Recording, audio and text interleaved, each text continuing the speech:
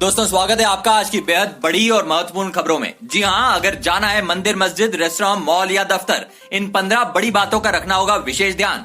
साथ ही दोस्तों इसके अलावा कोरोना संकट में सरकार का बड़ा फैसला, बंद हो गई ये सभी स्कीम्स। इसके अलावा अपनी ही रणनीति में फंसा पाकिस्तान, 2 मोर्चों पर लड़ाई में हुआ बेबस। जानने के लिए बने रहिए अंत तक। इसी के साथ दिल्ली में कोरोना मरीजों को नहीं मिल रहे बेड, नई टेस्टिंग गाइडलाइंस भी बनी मुसीबत, जानेंगे पूरी खबर।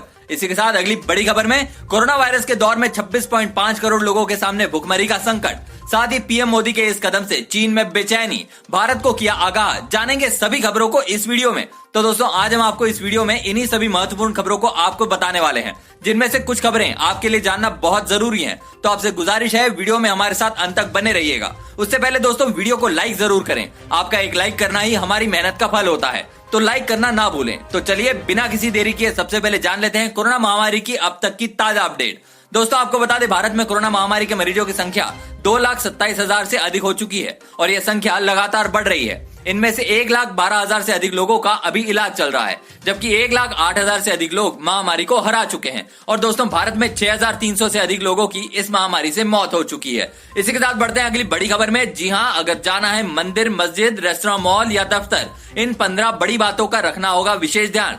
दोस्तों आपको बता दें, कोरोना वायरस के संक्रमण की वजह से लगाए गए देशव्यापी लॉकडाउन में ढील देने की प्रक्रिया शुरू कर दी है।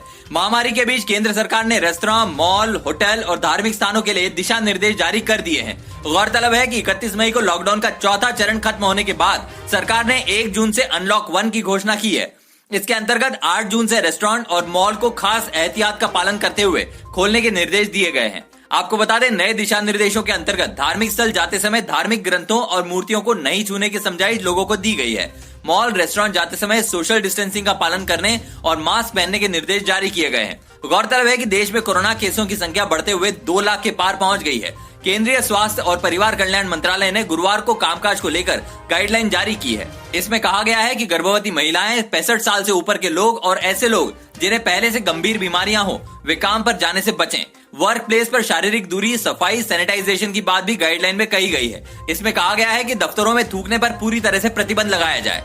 दफ्तरों के एंट्री गेट पर सैनिटाइजर डिस्पेंसर का होना जरूरी है। यहीं पर थर्मल स्क्रीनिंग भी की जाए। ड्राइवरों को शारीरिक दूरी और कोरोना के संबंध में जारी नियमों का पालन करना होगा। श्रद्धालुओं को धर्मस्थल पर सार्वजनिक आसन इस्तेमाल करने के स्थान पर अपना आसन या चटाई लानी होगी और उसे अपने साथ ही वापस ले जाना होगा। कोरोना की रोकथाम से जुड़े पोस्टर और विज्ञापन प्रमुखता से लगाने होंगे। रेस्टोरेंट में सोशल डिस्टेंसिंग को ध्यान में रखते हुए स्टाफ को बुलाया जाए। रेस्टोरेंट में ग्राहकों के आने और जाने के लिए अलग अलग गेट होने चाहिए। टेबलों के बीच भी उचित दूरी जरूरी है। इसके अलावा और भी नियम जारी किए गए हैं। दोस्तों आपको क्या लगता है, गाइडलाइन में जारी नियम से आम जनता पर क्या फर्क पड़ने वाला है? कमेंट करके जरूर बताएं। इसी के साथ बढ़ते हैं अगली बड़ी खबर की तरफ। जी हां, 15 दिन में सभी प्रवासी मजदूर घर पहुंचाए जाएं। सुप्रीम कोर्ट का केंद्र और राज्यों को निर्देश। दोस्तों आपको बता दें, प्रवासी मजदूरों के मसले पर आज सुप्रीम कोर्ट में सुनवाई हुई। सुप्रीम कोर्ट ने सरकार को निर्देश देते हुए कहा कि हम जो करना चाहते हैं वो आपको बताएंगे। हम सभी प्रवासियों को घर पहुंचाने के लिए आपको 15 दिन का समय देंगे। सभी राज्यों को रिकॉर्ड पर लाना है कि वे कैसे रोजगार और अन्य प्रकार की राहत प्रदान करेंगे। प्रवासियों का पंजीकरण होना चाहिए। आपको बता दें, याचिका पर सुनवाई के दौरान सॉलिसिटर जनरल तुषार मेहता ने कहा कि अभी तक करीब 1 करोड़ मजदूरों को घर पहुंचाया गया है। सड़क मार्ग से 41 लाख और ट्रेन से 57 लाख प्रवासियों को घर पहुंचाया गया है। बेंच के सामने आंकड़ा रखते हुए तुषार मेहता ने कहा कि अधिकतर ट्रेनें यूपी या बिहार के लिए चलाई गई हैं।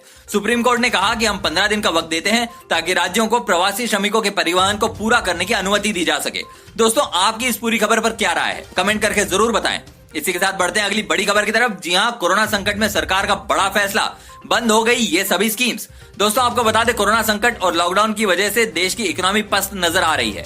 इस हालात को देखते हुए मोदी सरकार ने उन सभी योजनाओं को बंद कर दिया है जिसे 2020-21 के आम बजट में ऐलान किया गया था। ये आदेश उन योजनाओं पर भी लागू होगा जिनके लिए वित्त मंत्रालय के खर्च विभाग ने सैद्धांतिक मंजूरी दे रखी है। ये आदेश मार्च 2021 तक के लिए लागू है। हालांकि सरकार की आत्मनिर्भर योजना पर यह नियम लागू नहीं होगा। आपको बता दें कि सरकार ने करीब 21 लाख करोड़ के आत्मनिर्भर योजना का ऐलान किया था। इसमें प्रधानमंत्री गरीब कल्याण योजना भी शामिल है। जाहिर सी बात है कि प्रधानमंत्री गरीब कल्याण योजना भी जारी रहेगी, इन पर कोई रोक नहीं रहेगी। हालांकि सरकार की ओर से स्पष्ट तौर पर उन योजनाओं के बारे में नाम नहीं बताया गया है जिन्हें बंद किया जाएगा, लेकिन हम आपको बताते हैं कि आम बजट में मुख्य तौर पर कौन सी योजनाएं शुरू हुई थी या फिर किन योजनाओं को मंजूरी दी गई थी। दोस्तों आपको सरकार द्वारा किसी योजना का लाभ मिला है? कमेंट करके जरूर बताएं। इसी के साथ बढ़ते हैं अगली बड़ी खबर की तरफ। जी हां, अपनी ही रणनीति में फंसा पाकिस्तान, 2 मोर्चों पर लड़ाई में हुआ बेबस। दोस्तों आपको बता दें, पाकिस्तानी प्रधानमंत्री इमरान खान शुरू में कोरोना वायरस के संक्रमण को साधारण फ्लू बता रहे थे। इस महामारी से लड़ने की उनकी रणनीति शुरू से लेकर अब तक भ्रम से भरी रही। लॉकडाउन को लेकर तो सेना और सरकार में मतभेद भी खुलकर सामने आए। सेना ने लॉकडाउन लगाया तो कट्टर इस्लामिक समूहों ने मानने से इनकार कर दिया और बाद में सरकार को इनकी मांगों के सामने झुकना पड़ा। आज हालात यह है कि हर 100 टेस्ट में से 23 लोग संक्रमित निकल रहे हैं। इमरान खान की रणनीति थी कि कोरोना वायरस की लड़ाई में अर्थव्यवस्था की खराब सेहत कहीं आईसीयू में न पहुंच जाए, लेकिन सरकार दोनों को संभालने में नाकाम रही। आपको बता दें, पाकिस्तान ने ईद के त्योहार से पहले 9 मई को ढीले ढाले लॉकडाउन को भी हटा दिया। आर्थिक संकट को देखते हुए पाकिस्तान की सरकार शुरुआत से ही लॉकडाउन लागू करने के पक्ष में नहीं थी। पाकिस्तान के प्रधानमंत्री इमरान खान ने कहा कि संक्रमण के बढ़ते मामलों और उससे हो रही मौतों के बावजूद देश को वायरस के साथ रहना सीखना होगा, ताकि लाखों लोगों की आजीविका पर संकट न आए। देश में सख्ती से लॉकडाउन ना लागू करने को लेकर इमरान खान आलोचना का भी शिकार हुए थे। हालांकि इमरान खान ने सफाई दी थी कि वो कोरोना से बचने के लिए लोगों को भुखमरी से मरने नहीं दे सकते हैं। इस पूरी खबर पर आपकी क्या राय है, कमेंट में जरूर बताएं। दोस्तों आगे और भी बड़ी खबरें बाकी है, वीडियो में हमारे साथ बने रहिए। उससे पहले अभी तक आपने चैनल को सब्सक्राइब नहीं किया तो सब्सक्राइब करें और बेल के आइकॉन को जरूर दबाएं। दोस्तों इसके साथ बढ़ते हैं अगली बड़ी खबर की तरफ। जी हां, पीएम मोदी के इस कदम से चीन में बेचैनी, भारत को किया आगाह। दोस्तों आपको बता दें, आर्थिक महाशक्ति के दम पर पूरी दुनिया में आक्रामक रूप से विस्तारवादी नीति पर चल रहे चीन के खिलाफ अमेरिका और भारत ही नहीं बल्कि ऑस्ट्रेलिया, जापान समेत तमाम देश लामबंद हो गए हैं। दुनिया में भू राजनीतिक परिदृश्य में बदलाव के ऐसे संकेत दिख रहे हैं जो चीन के सामने चुनौती पेश कर सकते हैं। चीन भी इन संकेतों को समझ रहा है और इसीलिए वहां की मीडिया में इसे लेकर चिंता देखने को मिल रही है। अमेरिकी राष्ट्रपति डोनाल्ड ट्रंप ने मंगलवार को G7 का विस्तार करके उसमें भारत को शामिल करने का प्रस्ताव दिया था, जिसे लेकर प्रधानमंत्री नरेंद्र मोदी ने भी सकारात्मक प्रतिक्रिया दी। विदेश मंत्रालय ने एक बयान में कहा, मोदी ने ट्रंप से टेलीफोन पर बात की, बातचीत में उनकी दूरदृष्टि और सृजनात्मक रवैये की तारीफ की और कहा कि कोविड-19 के बाद की दुनिया में हकीकत के साथ ऐसे फोरम का विस्तार जरूरी है। ग्लोबल टाइम्स ने लिखा है कि G7 के विस्तार का विचार भू राजनीतिक समीकरणों को लेकर है और साफ तौर पर यह चीन को रोकने की कोशिश है। अमेरिका सिर्फ इसलिए भारत के साथ नहीं है कि वो दुनिया की 5वीं सबसे बड़ी अर्थव्यवस्था है, बल्कि अमेरिका की हिंद प्रशांत रणनीति का भी अहम हिस्सा है। अमेरिका हिंद प्रशांत में चीन को रोकने के लिए भारत को मजबूत करना चाहता है। और इसके साथ बढ़ते हैं अगली बड़ी खबर की तरफ। जी हां, दिल्ली में कोरोना मरीजों को नहीं मिल रहे बेड, नई टेस्टिंग गाइडलाइंस भी बनी मुसीबत। दोस्तों आपको बता दें, दिल्ली में कोरोना के मामले तेजी से बढ़ते जा रहे हैं। ऐसे में दिल्ली सरकार ये दावा कर रही है कि कोरोना के मरीजों के लिए बेड खाली पड़े हैं, लेकिन जमीनी हकीकत कुछ और ही है। इतना ही नहीं, कोरोना के टेस्ट को लेकर सरकार की नई गाइडलाइन से मरीज और डॉक्टर दोनों परेशान हैं। राजधानी के बॉर्डर 1 हफ्ते के लिए सील किए गए हैं, जिससे दिल्ली के अस्पतालों में सिर्फ दिल्ली के लोगों का इलाज हो सके, लेकिन यहाँ तो दिल्ली के लोगों को ही अस्पताल में जगह नहीं मिल रही है। आपको बता दें, कल दिल्ली के लोकनायक अस्पताल में मामला सामने आया, जिसमें एक कोरोना मरीज ने अस्पताल के बाहर इंतजार करते हुए दम तोड़ दिया। हालांकि लोकनायक अस्पताल ने सफाई पेश करते हुए कहा है कि मरीज अस्पताल में मृत लाया गया था।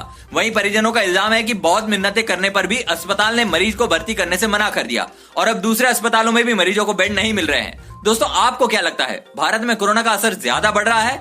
आपके यहाँ लॉकडाउन के नियमों का पालन सही तरीके से हो रहा है? कमेंट में जरूर बताएं। इसी के साथ बढ़ते हैं अगली बड़ी खबर की तरफ। जी हां, कोरोना वायरस के दौर में 26.5 करोड़ लोगों के सामने भूखमरी का संकट।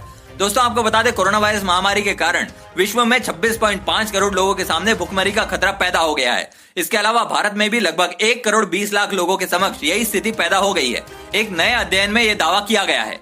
Centre for science and environment CSE द्वारा प्रकाशित state of India's environment in figures 2020 report में महामारी के बड़े पैमाने पर होने वाले आर्थिक प्रभाव के बारे में कहा गया है। इस रिपोर्ट के अनुसार वैश्विक गरीबी दर में 22 वर्षों में पहली बार वृद्धि होगी।